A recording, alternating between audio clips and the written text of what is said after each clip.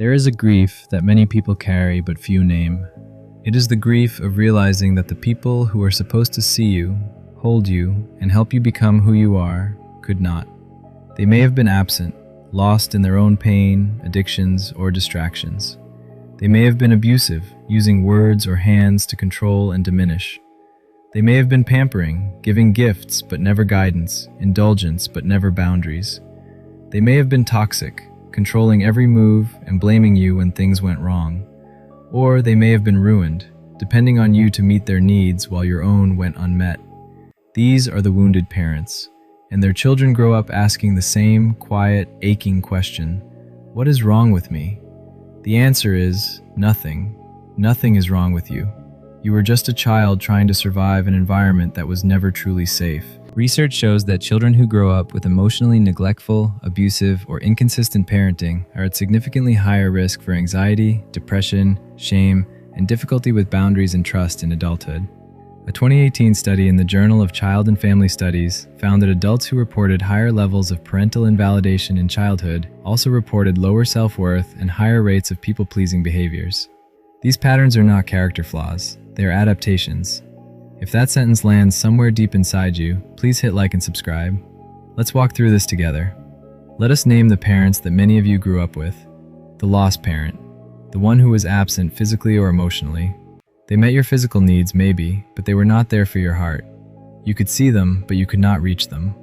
The abusive parent, the one who hurt you with words, with silence, with hands, with cruelty. You learned that love and pain lived in the same house.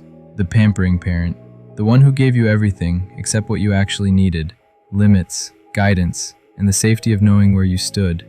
The toxic parent, the one who controlled, manipulated, and blamed. Nothing was ever their fault. Everything was twisted until you believed you were the problem. The ruined parent, the one who leaned on you to meet their needs. The child became the parent became the child. And the anguish-creating parent, the one who made promises they never kept. They raised your hopes and then let you fall. You learned that hope leads to hurt. Every one of these parent types has a narcissistic element at its core. The parent is not owning their own pain. They are acting like the victim, controlling the narrative, and demanding that the child get them instead of the other way around. If you recognize yourself in any of these descriptions, please know, you were never the problem. You were a child doing what children do, trying to survive, trying to be loved, trying to make sense of a world that did not make sense. So what happens to the child who grows up with wounded parents? Shame becomes their identity. They develop a core belief that they are not good enough, not lovable, fundamentally flawed. They carry false guilt, believing that their parents' dysfunction was somehow their fault. Anxiety becomes their companion. They learn to walk on eggshells, constantly monitoring the moods of the adults around them, hoping to avoid the next explosion. Depression settles in. Life feels hard, heavy, and hopeless. They do not know why, because they have never known anything different. Boundaries become impossible. They either let people walk all over them, because saying no was never allowed, or they build walls so high that no one can get close. Both are survival strategies. Emotions become dangerous. They learn to shut down, to dissociate, to numb, or they swing wildly, unable to regulate because they were never taught how. And beneath it all, a deep, aching fear of abandonment. They long to be seen, to be loved, to be chosen, but when someone gets close, the terror rises. Because closeness has always meant pain. Many become driven perfectionists, still trying to earn the validation they never received. Others become people pleasers, giving and giving in the hope that someone will finally give back. Some become hyper-independent, wearing their self-sufficiency like armor, pushing away anyone who might need them or who might make them need. For daughters with father wounds, there is often a love-hate relationship with men. For sons with mother wounds, a love-hate with women. They want connection, but they fear it. They long for intimacy, but they sabotage it. Codependency becomes their blueprint for relationships. They learn to tune into everyone else's needs, pushing their own down, accepting breadcrumbs of affection because even crumbs felt like a feast in childhood. They tolerate neglect, mistreatment, and inconsistency because it is familiar. And familiar feels safe, even when it is destroying them. These patterns do not stay in childhood. They follow you into every adult relationship. You may struggle to trust others, especially in intimate relationships, always waiting for the other shoe to drop. You may have control issues, needing to manage everything because chaos was your only model. You may clash with authority figures because the first authorities in your life hurt you deeply. You may over-explain yourself, desperate to be finally understood, to be finally gotten. You may push people away before they can leave you because leaving is what you learned to expect. You may engage in risky or rebellious behaviors, driven by a deep anger you do not even know you carry. You may struggle with commitment, terrified of repeating the abandonment you experienced, or terrified of being trapped. And when things start going well, you may sabotage them, because success, peace, and stability do not feel like home. Chaos feels like home, and the body will always seek what is familiar, even when it is harmful. Research from the field of attachment theory confirms that the patterns we learn in our earliest relationships become the templates for all future relationships. A 2015 study in the Journal of Personality and Social Psychology found that adults who experienced inconsistent or neglectful parenting in childhood were significantly more likely to have insecure attachment styles, which in turn predicted lower relationship satisfaction and higher rates of conflict.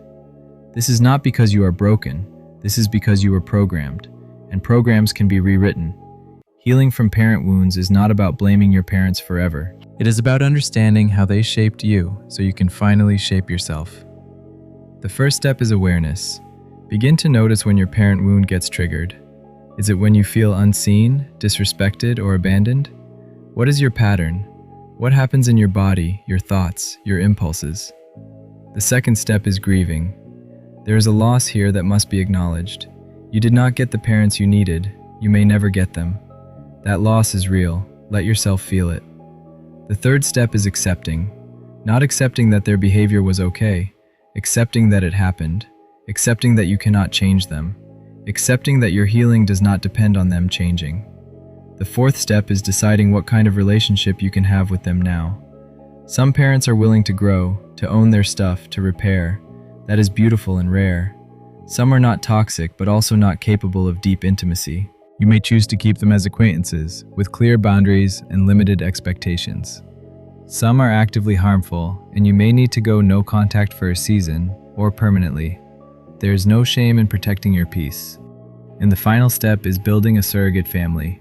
Finding mentors, friends, therapists, community members who can offer the affirmation, guidance, and safety you did not receive. You get to choose your tribe now.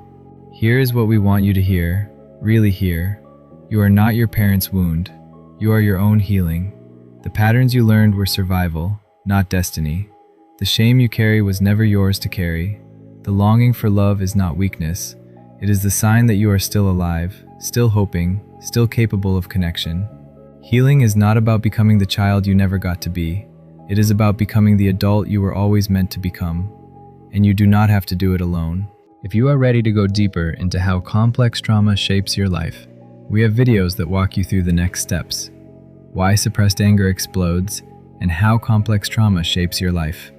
We will link them in the description and in the comments below. Drop a comment if this resonated. Share what came up for you. Your story might be exactly what someone else needs to hear to know they are not alone. And if you have not already, please subscribe for more compassionate, trauma-informed content. You are not your parents' wound. You are your own healing.